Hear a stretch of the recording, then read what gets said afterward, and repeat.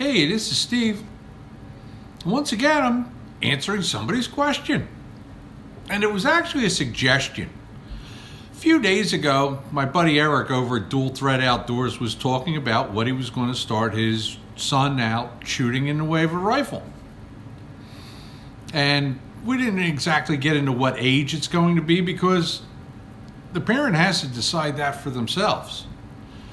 But we also talked about two really popular rifles. Neither of them has a huge amount of recoil, but there might be a little battle over them. So I want to ring in with my opinion. So here it is.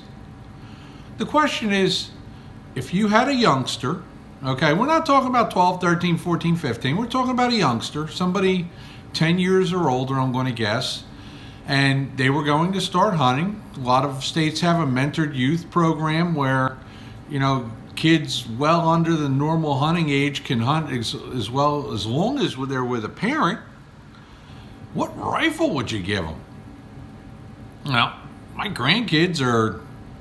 two oldest grandsons, I believe, are 6 and 9, or 7 and 9, something like that. But they're getting to the age where they're going to start shooting something other than a pellet gun or a BB gun. They're already shooting a 22 and they're getting pretty good at it. So next is going to be a centerfire. So I'm kind of in this same ballpark. So here we go. Do I start them off with a 243 Winchester? Do I start them off with a 6.5 Creedmoor? Now before everybody goes, 6.5 Creedmoor. Wound deer. I'm choking just saying it. I can't even say 6.5 Creedmoor. Okay, so it's an act. What would I choose? Now, I went over to the federal ballistics table and I looked up one of their upper type of ammunitions. Okay, I looked up their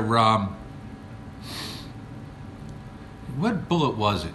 140 grain in a tipped load, and I also looked up a 95 grain. Again, one of the better federal loads, like the Fusion or whatever it was. And of course, the 243 is coming out of the barrel a lot faster. Okay, it's just going to happen. Lighter bullet, decent sized case diameter, but it's coming out faster.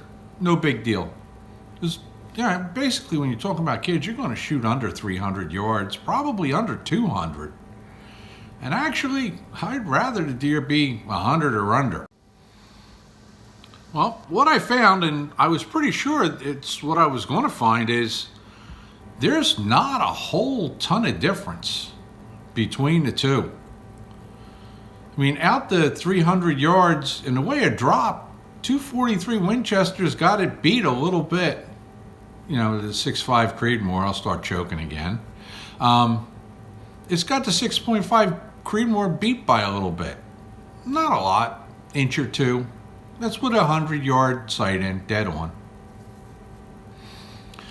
Also, while there was a little bit of a difference with bullet energy at each yardage, it's not enough that one's going to kill a deer and one's not.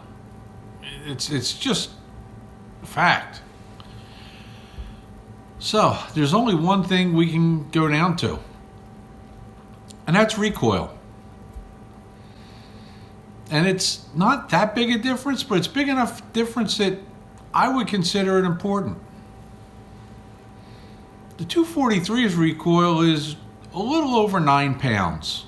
And it'll depend on the load and how hot it is, how heavy the bullet is, a whole lot of stuff. But let's just say it's right around, 9.5 pounds. Okay, we'll split all the hairs.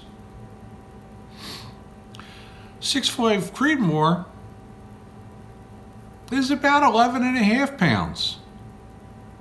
Okay, 2 pounds.